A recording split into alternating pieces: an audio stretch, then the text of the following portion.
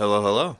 So now we are back to Arkham Horror, the card game, and I am at a different location, and that is because I had recently moved. Sorry that it took me so long, but getting moved during a pandemic, it's kind of difficult. But I had pulled out all the same cards from the last video, just recently watched it to make sure that I continue this part. So sorry that it took me so long to get to part two of this beginning series of Arkham Horror, the card game, where we're playing as Roland Banks, taking on just the Gathering scenario alone on easy difficulty. So now that I have successfully moved, I will be doing all these parts much more frequently. And so I pulled out all the cards that I had left off on the encounter card. I have everything set up just the way that it was. The Magnifying Glass giving us our one passive intelligence. And then we have the Beanie of Doom right here, and the scenario card, the ruling difficulties. So, to make sure that I'm not cheating, that I didn't set up the deck in any way, I'm going to kind of shuffle it right here in front of you, if I can get it to the camera. I'm just shuffling it so it's not going to be, I've rigged the game in any way. It's easier to kind of do it with one hand than two and showing you. So, all right. So recently, what we had just done is that we had just gotten through our first objective in the Gathering scenario. We are now on the barrier, where we are trying to figure out what's going on with our parlor. It's got this weird haze on it, and it's so hot and intense that anything that goes through it kind of incinerates into fire. And so we're going to be going through our house. And our house is changing, like the floor has now turned into dirt. I mean, you can see on this picture, you got vines growing on the walls. It's changing, and it's really weird, and we don't understand why. So we're going to look in the attic, we're going to look in the cellar and see what's going on, and trying to see what's inside of our own parlor, inside of our own house. I mean, come on. This is our home. So, we're on the Mythos phase. We had just put a Doom counter on the objective, which is what's going on. It needs 3 Doom counters in order to advance the objective so that the game can beat us. And we need 3 clues to advance the barrier. And we need to be in the hallway with all 3 clues per investigator to advance the barrier objective. So we just also drew the Rotting Remains encounter card, which has a revelation, which means we have to figure it out right now, which is testing our willpower. And if we get 3 points or more, then we successfully beat Rotting Remains. We discard it, nothing bad happens. But for each point we fail by, if we can't reach 3, then we will take 1 horror damage. And we are playing as Roland Banks, and so he has a health of 9 and a mental stability of 5. So him taking mental damage is going to be very difficult. So, all right. We're going to be playing the game now. And I'm going to start off by playing Guts. And what Guts you do, you discard this card, and for each of these symbols on the side, gives you a +1 to that trait of that matching symbol. And so, for Roland Banks, he has a willpower of 3, and so discarding these 2 will give me a willpower of 5, and so we only need a 3. And if we succeed, we get to draw a card. So that's what I'm going to do, because drawing a card in this game, all about cards, is very nice. So we're going to reach into the Beanie of Doom here, and I'll shuffle it up. I'm playing on easy difficulty, so it's all the same stuff as the last video, just a different beanie. And so reaching in, trying not to look at it, and we got a tombstone. And so this tombstone, we come to this card, and it says it's a -2. And if there's a ghoul enemy at our location, we take 1 damage. So we have a 5. subtracting that by 2, and it's a 3. And we still pass it. There's no ghoul enemy at our location, so we take no damage, and we pass it. So Rotting Remains has been beaten, and thanks to Guts, since we succeeded, we draw a card. And the old Book of Lore is the card that we drew. Okay, so taking a moment to look over my cards and to make a decision. It is now that we are moving out of the Mythos phase and into our Character Investigator phase, where we get 3 actions. 3 actions. I wanted to check at my cards, see what I can do to make the best possible decision for me at this time. So, we have 5 resources, and each card costs a number of those resources. And because we are now moving further into the scenario, the game is going to get more difficult. It's going to start throwing more monsters at us, and so I want to be prepared. I want to be prepared for those monsters. I want to be prepared for those challenges. So I'm prepared for clues because I have a Magnifying Glass, which gives me the +1 investigating, and that's only when investigating. So I want something for combat. So I'm going to take 3 of these resources, and I'm going to put them off to the side here, and I'm going to put the Machete into play. So what the Machete does is that if I tap it, it is used as an action, and I have to fight. It gives me a +1 to combat, and if the attacked enemy is the only enemy engaged with me, if I succeed in dealing damage to it, I get to deal +1 additional damage. So that's very handy. So I have this in my other hand. So I have a Machete in one hand and a Magnifying Glass in the other, because I'm a really cool federal agent who doesn't use guns. I use swords. Okay. And the last thing I'm going to do, or the second thing I'm going to do, is I'm going to play Physical Training. And so what this is going to do is that this is a fast action, so this is free. When I use it, I tap it, and I can either get +1 to my willpower or +1 to my combat to further me into succeeding during those skill tests. And that's what I'm going to do. So the last 2 resources I've got, spending those, putting Physical Training into play. Sorry, just moving my cards over. So I got a Machete in one hand, Magnifying Glass in another hand, and then this passive ability, Physical Training. So this will be free whenever I have a willpower test or a combat test. All I gotta do is just tap it, exhaust it, I get +1, and that's what I want. This is for combat. So if I encounter any monsters, I will be prepared. So for my last action, because those were 2, cost 1 action to play the Machete, cost another action to play Physical Training, I'm going to take my last action to move to the attic. The smell of rotten meat Salt your nostrils as you approach the attic stairs. The bloody carcass of a malformed beast swings from a meat hook chained to the ceiling. Blood drains slowly from the carcass, dripping into a small barrel. Okay, so we move into the attic, and so we got some messed up things looking here. We got some dead beast draining its blood into a barrel of ours, and I don't know if we put that there or if somebody else put that there, because, I mean, this is our house, so we don't really know Roland Banks all that well. He could just be a crazy little federal agent killing things and hanging them from ceilings and stuff. That's pretty gross. But what I do know is that with this being our last action, we flip ourselves over. We are forced to take 1 horror as soon as we enter the attic. So we come here, 1 mental damage, place it on our person. So Roland Banks is a little more insane. So either we did that to ourselves or somebody did that to us. So this is not okay.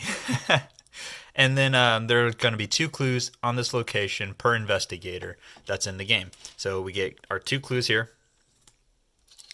And that is where those clues will be. And so that was our 3 actions that we take. If you want to know what our actions are, I have it right here. You can pause the video to take a look at it. Same thing with the round sequence of how it goes. We had the Mythos phase. We just did the investigation phase. Now we're on the enemy phase. There are monsters with the keyword Hunter trait. on them, they would try to move towards our location and attack us. Or if we had any monsters at our location that are engaged with us, they would attack us. But we don't have any of those. And if you hear that squeaking, that's the chair that I'm sitting on. It's just a little swivel thing here. It's kind of loud. Okay, so now we are moving on to the upkeep phase because there's no enemies, and so we just reset our actions, which is flip ourselves back over. That's pretty fun to just flip ourselves back and forth like that. All right, and then we ready any exhausted cards that we had. So if we use like physical training, this would be the time to unexhaust it so that we can use it our next turn.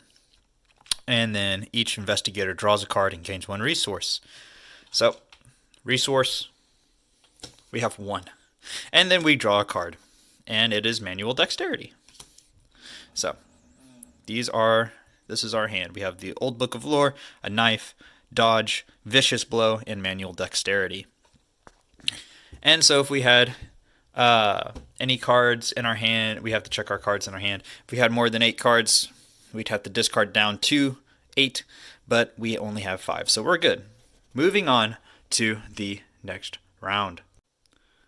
Okay, so for the next round, we are going to come and put another Doom token onto the What's Going On agenda for the game. So it now has 2 out of 3. So next turn, this is going to advance, and it's going to start making our game much more difficult. So in this beginning scenario, it is great to do what you can to advance yourself as far as you can possibly get before this scenario advances. I've played this scenario way too many times. I've played this game a lot. I like this game. I like living card games. But I digress. Moving on, we put the next Doom counter on the agenda. We are now going to draw an encounter card to see what our game gives us to mess with us with. And it is an Icy Ghoul. So this guy, he's actually going to spawn in the cellar. He's not going to spawn where we're at. Normally, if it didn't have this, it would spawn right where we're at, and we would have to deal with this sucker right here, right now. Now, this Icy Ghoul is going to spawn inside the cellar, so we're going to put him in here. So when we come to this location, we're going to have to deal with that, and combat is going to be difficult because the Icy Ghoul is one of the biggest, strongest ghouls in this scenario. Alright, so now that we've done that, we have drawn our encounter card. We now know there's a big threat in the cellar. It is now our turn, and so we are going to pick our 3 actions and see what we're going to do with what we have available. Okay, so with what we have been given between our hand, between our items that we have in play, I am going to use my next 2 actions to try to pick up these clues. All I need to do is I need to get a 1 or higher in order to pick them up. That is what this black number here means. It is a shroud number. That is what you need in order to pick up clues. So when we're investigating, we're going to get a +1 to our 3 investigating clues. So it's going to be a 4. So getting these will be super easy. And we're also still playing it on the easy difficulty, so we don't have anything really to worry about. All right. Going to pick up these clues. So into the Beanie of Doom. Shaking it up so I ain't getting the same thing twice. All right. Action number 1. Picking up a clue. Try not to look in what it has. Oh, I got 2. I didn't see it. I don't see it. I'm just putting that one back. Get in there. What is this? It's a 0. All right. So first clue. Picked up. We're going to take this one and we're going to put it on our person because we need to be in the hallway in order to advance our objective with our 3 clues. So we have 1. Now, time for number 2. All right, shaking it back up so I don't get the... Oh, my word! Switching beanies so it don't fly out again. All right. Bigger beanie. Less chances of me to actually fling them out. All right, action number 2. +1 to our 4. We have a 5. All we needed was a 1. Ta-da! We got those. 2 clues. This location has been completely cleared. So if we were playing during a campaign, we would get 1 victory point for clearing everything out. But this is just a single scenario for us at this moment in time. So we are now going to just move on. So no victory points, no nothing to worry about here. We're just trying to get to the end. So, last action, moving into the hallway for Roland Banks. Alright, now is the villain phase. So if this icy ghoul had the hunter trait, and it would say hunter up here in the top, right where spawn is, it would say hunter. If it had that hunter trait, it would come into the hallway and it would hunt us down and it would try to kill us. But it is only staying in this cellar. So there he is in the cellar. Just leave him be. He ain't coming at us, and we're not coming at him just yet. So that was the villain phase. If he was a hunter, he'd come and attack us. If he was engaged with us, he would attack us. But he's not. He's none of that. So he's going to stay right where he is. So villain phase, he ain't doing nothing. Now we moving on to the upkeep phase. Flipping ourselves back over. Ta-da. All right. We're getting our 1 resource. Having 2 resources there. Drawing a card. Medical texts. Moving everything on over. Moving it on over. Get over there. Alright. And we have 2, 4, 6 cards out of 8. So we're still good on our hand. I'm going to slide you guys over. Alright. Time for the Mythos phase. Now is where things get interesting. The Doom token is placed on the agenda, and if there is enough Doom on here that equals the number needed for the agenda, we advance it. And there is. Oh, now this gets advanced. What's going on? I don't know. How about a lapse in time? Your house continues to change before your very eyes. The walls have decayed, and the ground in many rooms have turned to dirt. It is almost as if you have been transported somewhere else entirely. Although, every now and again, you recognize elements of your former home. The floor beneath you is giving way, and you see a vast network of tunnels twisting into darkness below. Shapes and silhouettes of strange creatures move swiftly through the tunnels, trying to find a way up. You probably don't want to be here when they do. Okay, so we advanced the agenda. So now it has gone from this to the Rise of Ghouls. It needs 7 Doom counters in order for this one to advance to its final agenda for the scenario. And so we want to make sure that we can get everything that we need to done before that happens. Because if that advances, then even worse stuff is going to happen than what I'm about to read right now.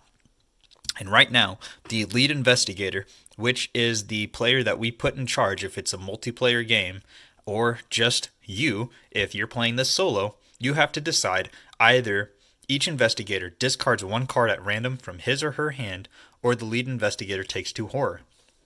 For me, for myself, since I am the only player in this game, oops, accidentally messed up my card, I can either take 2 mental damage, and I only got 5, or I can discard a card at random from my hand. And so that is exactly what I'm going to do. I'm going to discard a card at random from my hand, because if I have 3 mental damage on a guy who can only have 5, I'm screwed. So I'd rather take a chance than to take what that is. So hold on a second. Let me get this all shuffled up. I'll shuffle it up right here to make sure that I'm not getting things all cheated and stuff like that. I'm not rigging this game. I don't like a rigged game. I like to stay by the rules as much as possible.